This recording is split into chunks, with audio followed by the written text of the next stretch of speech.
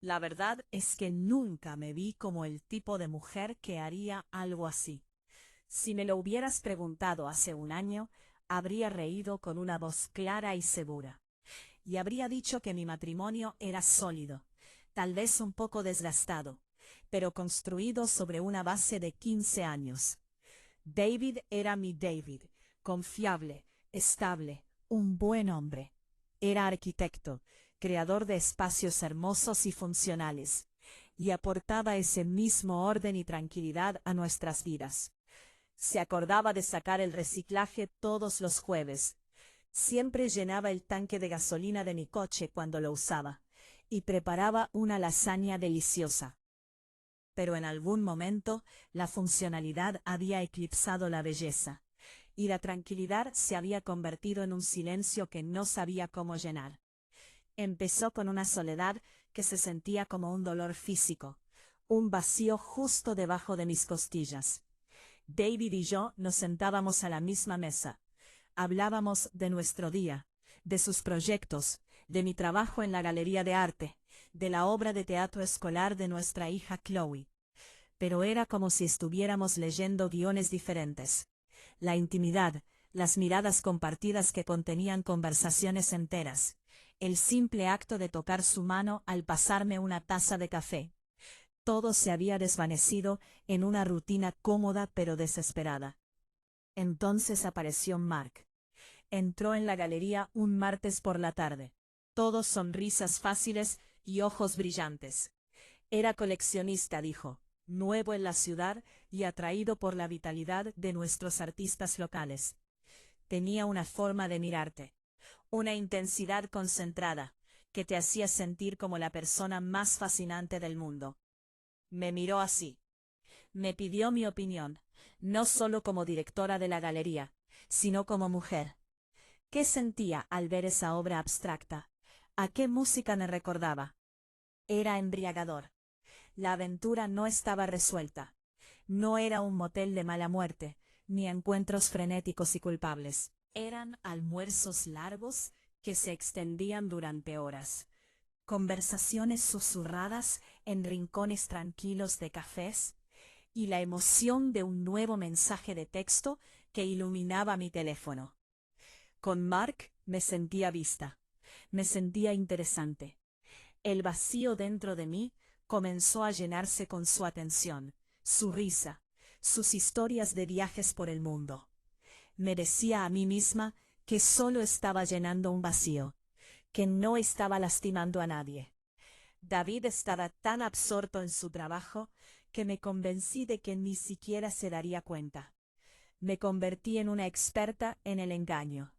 Inventé reuniones nocturnas en la galería, talleres de fin de semana, un nuevo club de lectura. David simplemente asentía, con los ojos fijos en sus planos o en su computadora portátil, y decía: «Qué bien, cariño, que te diviertas. Debería haberlo sabido. Debería haber visto las señales». David era arquitecto. Todo su mundo giraba en torno a la estructura, el soporte y detectar la más mínima fisura por tensión antes de que se convirtiera en una falla catastrófica. El cambio en mí fue un cambio sísmico en los cimientos de su vida. Y él lo notó, solo que no dijo nada. La primera grieta en mi perfecto mundo secreto apareció un jueves. Llegué tarde a casa, con las mejillas sonrojadas por el vino y la emoción de una tarde con Mark. La casa estaba en silencio. David estaba en su estudio como de costumbre. Pero en la encimera de la cocina, junto al frutero, había una sola rosa roja de tallo largo. Se me paró el corazón. No era nuestro aniversario. No era mi cumpleaños. ¿Se habría enterado? ¿Era una especie de gesto romántico y desesperado para reconquistarme? La cogí, con los dedos temblando. No había ninguna nota. «David», lo llamé, con la voz inusualmente aguda. Salió de su estudio, con sus gafas de lectura, y un lápiz detrás de la oreja. Me miró, luego miró la rosa en mi mano. «Ah, eso», dijo con voz inexpresiva. El cliente del proyecto Henderson envió un ramo a la oficina como agradecimiento. Había uno para cada jefe de equipo. ¿Te traje uno a ti? Se encogió de hombros con desdén y volvió a su estudio. El alivio fue tan profundo que me mareé. Claro, un regalo práctico, un remanente de un gesto profesional. Ese era mi David. Pero una pequeña parte de mí se preguntaba por qué se había molestado en traer solo una. ¿Por qué no el ramo completo? Una semana después, mi teléfono, el secreto que guardaba para Mark, se apagó, mientras estábamos almorzando. Había olvidado mi cargador. Me entró el pánico. David a veces revisaba mi teléfono personal si no encontraba el suyo. ¿Y si intentaba llamarme? ¿Y si necesitaba saber algo sobre Chloe? Corrí a casa, inventando una historia sobre que mi teléfono principal se había apagado y me había ido. Mi cargador estaba en la galería. David estaba en la sala armando un complicado set de Lego con Chloe. No hay problema, dijo con calma, cuando le expliqué mi estado de nerviosismo. Supuse que estabas ocupado. Obtuve la información sobre la cita de Chloe con el dentista del calendario en el refrigerador. Me sonrió. Una sonrisa doméstica normal. Pero sus ojos por un instante fugaz parecían estar analizándome, midiendo las dimensiones de mi mentira. Luego comenzaron los correos electrónicos. No para mí, sino para mí. David comenzó a inscribirme en cosas. Una clase de cerámica de fin de semana. Un ciclo de conferencias sobre arte renacentista. Un programa de voluntariado en la biblioteca local. Pensé que lo disfrutarías, decía. Siempre dices que quieres encontrar una nueva pasión. Era tan inusual en él. El David que yo conocía no planeaba proactivamente mi enriquecimiento personal. Apoyaba mis esfuerzos, pero no los iniciaba. Sin embargo, estas actividades tenían algo en común. Todas eran en momentos en que normalmente veía a Mark. Tuve que cancelar con él 2 veces, inventando excusas sobre obligaciones familiares. Mi estómago se revolvía de culpa y frustración. Sin embargo, la obra maestra de su sutil campaña fue el proyecto familiar. De repente, David anunció que estaba construyendo una casa en el árbol para Chloe. No una casa en el árbol cualquiera, sino una maravilla arquitectónica en miniatura, impresionante, con porche que la rodeaba, ventanas con contraventanas y una pequeña veta de cobre en la parte superior. Era un proyecto que le absorbía cada momento libre. Y quería mi ayuda. Vamos, Sara, decía con voz suave pero firme. Tienes mejor ojo para el color que yo. Ayúdame a elegir el tinte. Sujeta esta tabla. A Chloe le encantaría que su mamá participara. Era genial. En serio, me estaba reincorporando al tejido de nuestra familia, con el único hilo que no podía romper. La alegría de nuestra hija. Me encontraba pasando mis tardes robadas, no con Mark, sino en nuestro patio trasero, con las manos cubiertas de aserrín. El aroma a pino recién cortado llenaba el aire. Miraba a David, concentrado en clavar un clavo, con el ceño fruncido, y sentía una punzada aguda y dolorosa. No era solo culpa, era un recuerdo de nosotros años atrás, construyendo una estantería para nuestro primer apartamento juntos. Éramos un equipo entonces. Mark se impacientó. Siempre estás ocupada ahora, se quejó por teléfono con voz tensa. ¿Pasa algo? ¿Es tu marido? ¿Se enteró? No. No, por supuesto que no. Susurré, escondida en el cuarto de lavado. Es solo una época ajetreada. Cosas de la familia. Siento que te estás alejando, Sara, dijo. Y la llamada se cortó. Ese fue el momento en que la burbuja comenzó a estallar. La fantasía en la que había estado viviendo. La escapada romántica. Comenzó a sentirse frágil y barata, en comparación con la sólida y tangible realidad de la casa del árbol que tomaba forma en mi propio patio trasero.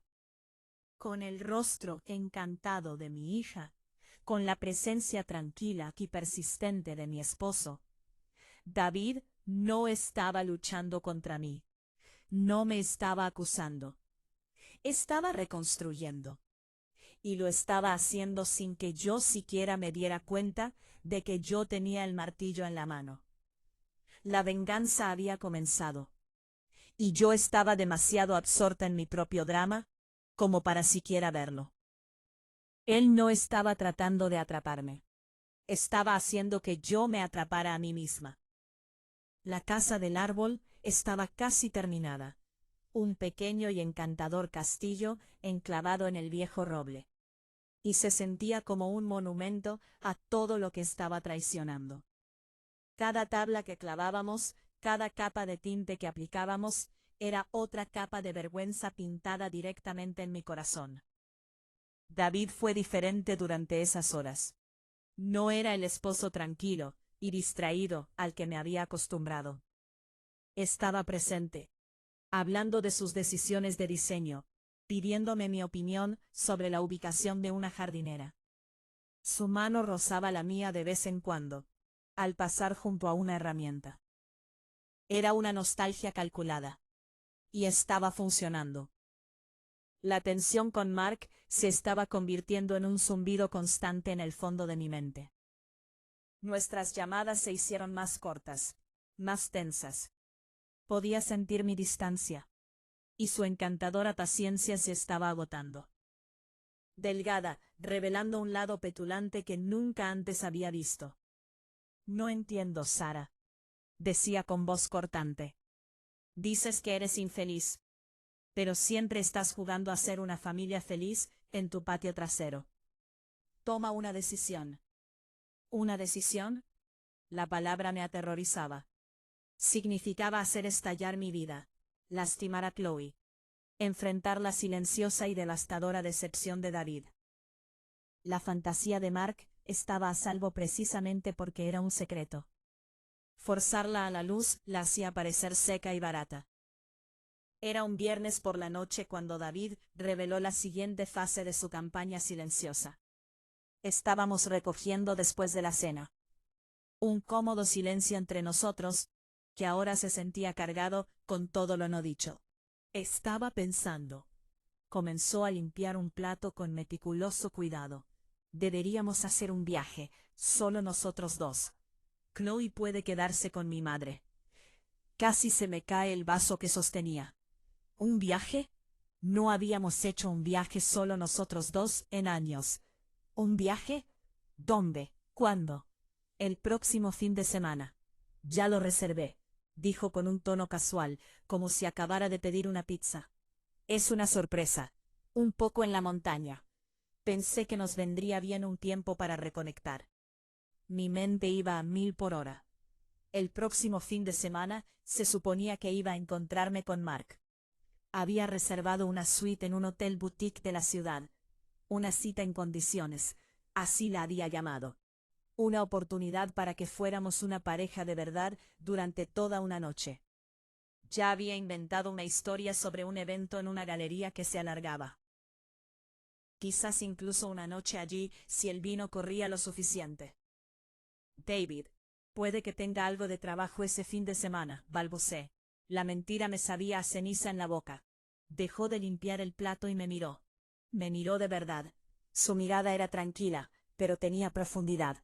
Una quietud inquietante. Cancela, dijo. Y no fue una sugerencia. Fue la orden más firme y directa que me había dado en una década.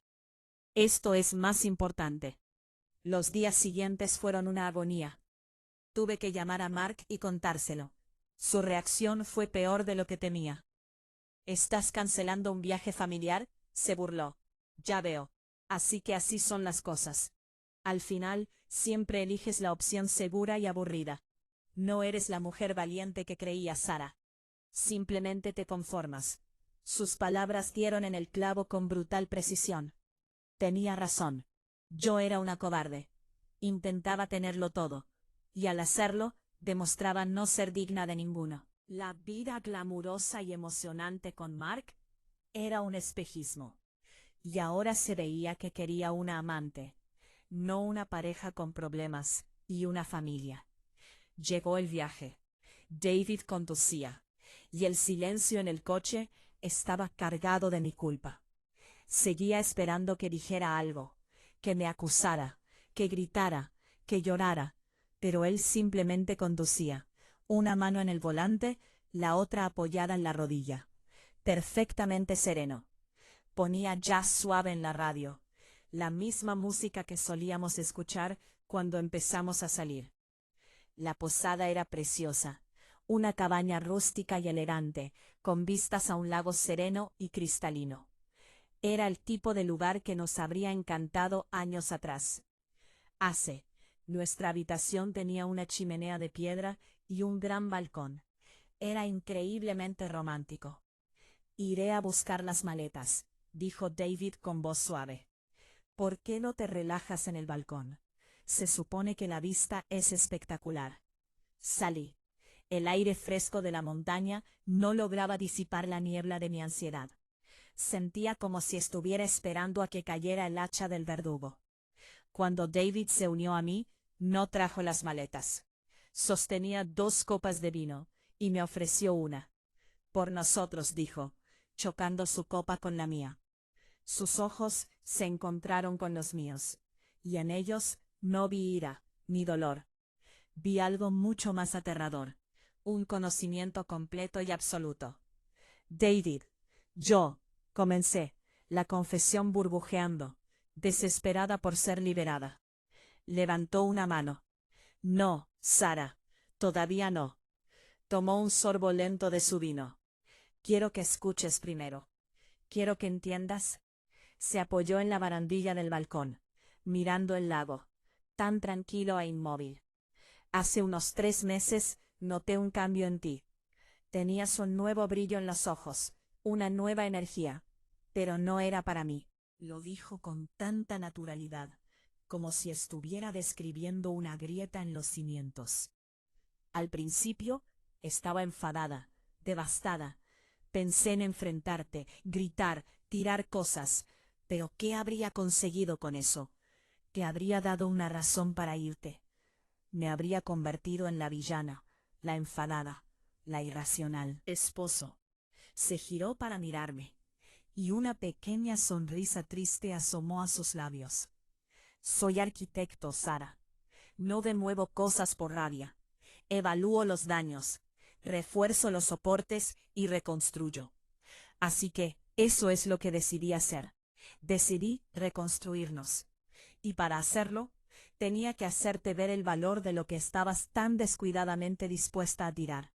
Sentí las piernas débiles. Me hundí en una silla, la copa de vino temblando en mi mano. La rosa, susurré. Una prueba para ver si te sentías culpable. Lo estabas. Tu respuesta fue puro pánico. Los correos electrónicos, la clase de cerámica, la casa del árbol.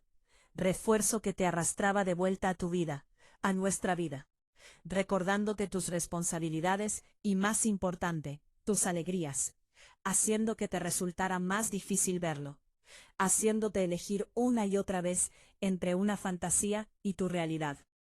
Las lágrimas corrían por mi rostro, calientes y vergonzosas. Él lo había sabido todo, y no había sido pasivo. Había estado luchando por mí con una estrategia silenciosa y brillante, que yo estaba demasiado ciego para ver. ¿Y este viaje? Pregunté, con la voz quebrada como un susurro. Este viaje, dijo, bajando la voz, volviéndose más fría. Es la fase final. Aquí es donde comprenderás la magnitud de mi venganza. Metió la mano en el bolsillo y sacó su teléfono. Tocó la pantalla varias veces, y luego me lo tendió. En la pantalla había un correo electrónico enviado a la dirección profesional de Mark. El asunto era respecto a su consulta profesional. Léalo, dijo David, con voz inexpresiva. Con dedos temblorosos, tomé el teléfono. El correo electrónico era de David. Estimado Mark, gracias por su interés en el puesto de curador senior en el Instituto de Arte Moderno de Singapur. Nos impresionaron mucho sus credenciales y su visión. Sin embargo, después de un proceso de revisión exhaustivo, hemos decidido retirar nuestra oferta de empleo.